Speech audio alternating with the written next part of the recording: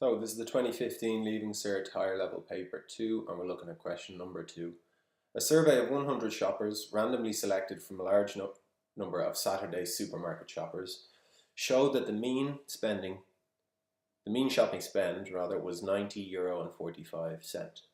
The standard deviation of this sample was €20.73. Part A says find a 95% confidence interval for the mean amount spent in a supermarket on that Saturday. Okay, so the 95% confidence interval, CI confidence interval, at 95%, we find that using the following formula. It's the sample mean plus or minus 1.96 times the standard error. And the standard error is sigma over root n. And this is a formula you need to know off by heart. The standard error part is in your tables book, but you need to know this yourself. So, filling in these values then, the sample mean is given, that's 90.45. So it's 90.45 plus or minus 1.96 times sigma, which is the standard deviation, and we have that standard deviation here is 2073.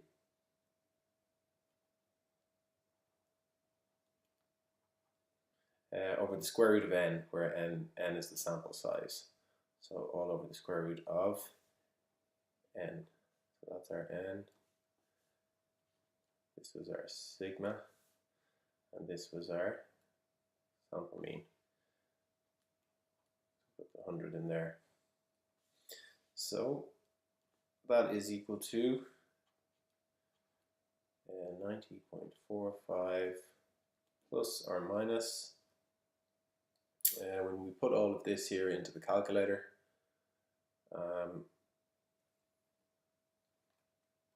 we get a value of 4.06. So it's the confidence interval then is 90.45 minus 4.06 all the way up to 90.45 plus 4.06. So 90.45 minus 4.06 gives us a value of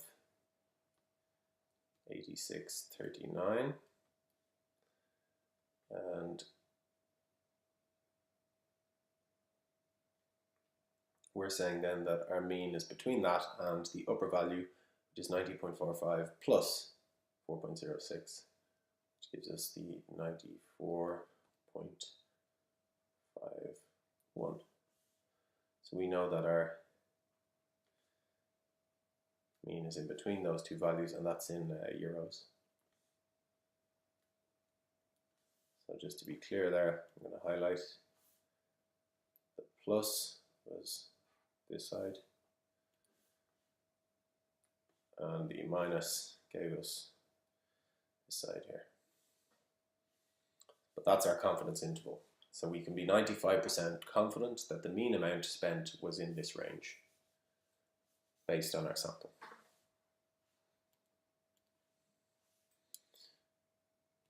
Okay, part B. A supermarket has claimed that the mean amount spent by shoppers on a Saturday is €94. Based on the survey, test the supermarket's claim using a 5% level of significance.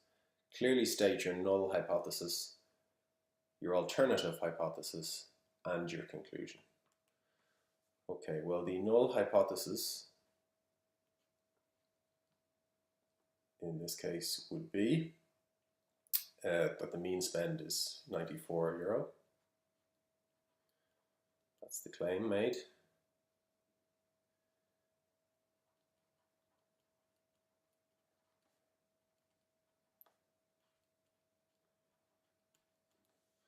The alternative hypothesis, rather, which we use H with subscript 1, is that the mean spend is not that.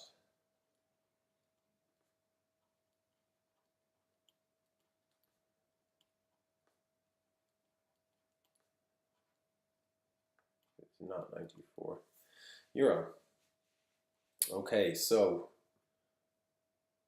the easiest way to do this is a number of ways, but because the 5% level of significance is linked to the 95% confidence interval, we can just see if this value 94 is inside the confidence interval.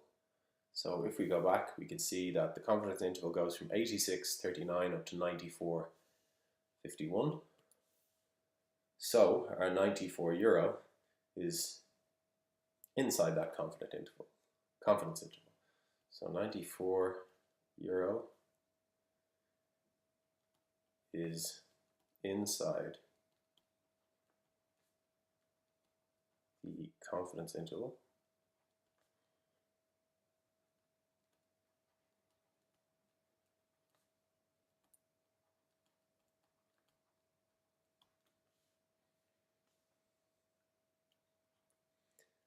There's 86.39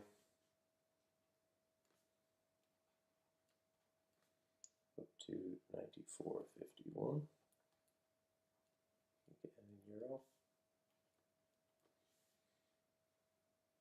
So if it's inside, we accept the null hypothesis or fail to reject, you can say as well.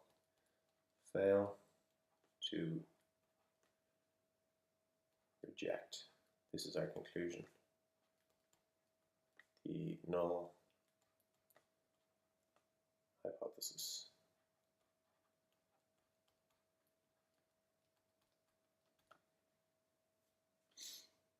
So, because there isn't enough evidence to suggest otherwise.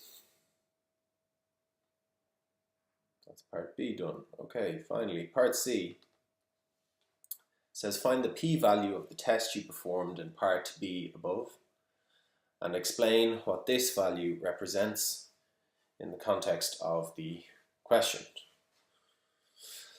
Okay, now the p-value, if we think of this visually, the p-value will be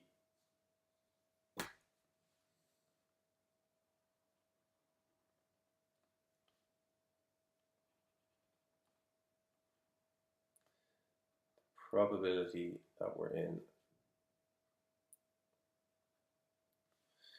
this region here where this line here is Z1 and this line is minus Z1, and Z1 is our test statistic rather. Z1 is our Z score from the sample that we were given. So to find the Z score, we're going to use this formula down here, which is the one sample Z test from the tables book. So we're going to find that Z value and then find the probability of being in the region above that, above the positive of that Z score or below the negative, in these two regions. So we can say Z1 is equal to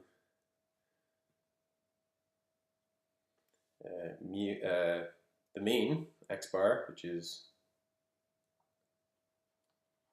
90.45, minus mu, which is in our case the 94, all over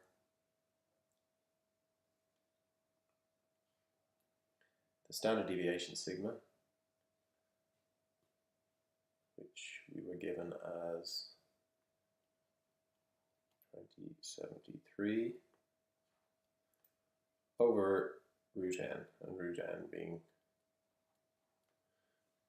square root of 100. So when we put all of this then into our calculator, we get a value of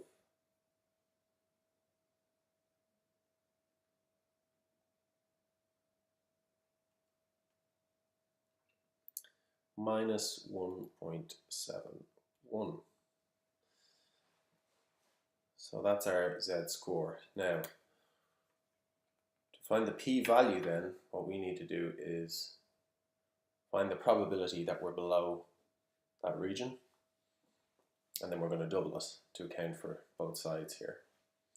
So the probability that we're less than this z-score of minus 1.71 is the same as the probability that we're above the z-score here, z1, by symmetry. Now, because our tables book doesn't give us the probabilities for negative z-scores, it only gives us the probability for positive z-scores, and it only gives them for to the left of that. So we're going to have to say that it's 1 minus the probability that our z1 is less than 1.71. So that's, probability is 1 is the probability under the curve, the whole thing. The probability that z is less than 1.71, here's 1.71 here. The probability that it's less than that is everything to the left. But if we take that away from the 1, it leaves us just this region here, and then we're going to double that. So what we do then is we're going to have to go to the tables book and find the probability for a z-score of 1.71. So when you go to your tables book, you're looking for the z-scores in the correct page, and you can see it goes on to the second page. So we have 1.7 and then across to 1.71, 1.7 and then the 0.01 here added on gives us 9564. 9564. So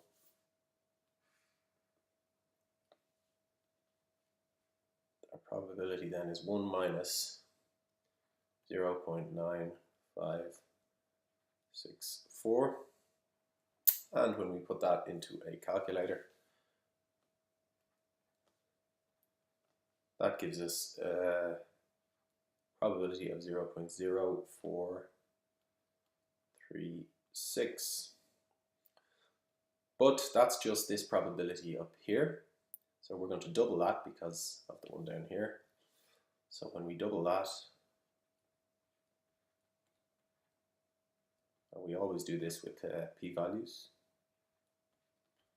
we get 0.0872. So that's our p-value, 0.0872. That's the answer. The p-value, I'm going to put it up here again, 0.0872. And our explanation then, as to what it represents, is the following.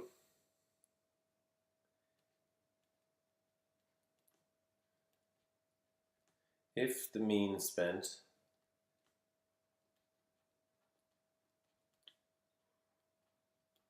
was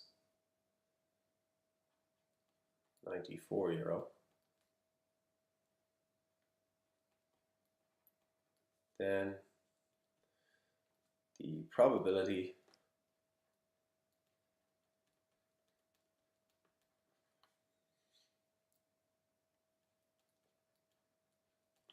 that the sample mean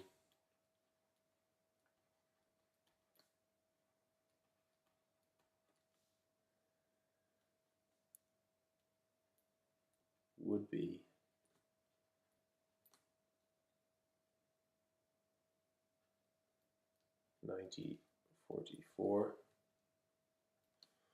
9045 rather, is this percentage. You can write it as a decimal, but the percent would be multiplied by 100, so 8.72%. And again, it's because this is more than a 5% chance that we do not reject the null hypothesis in the previous part. But that's the end of part C and the end of the question.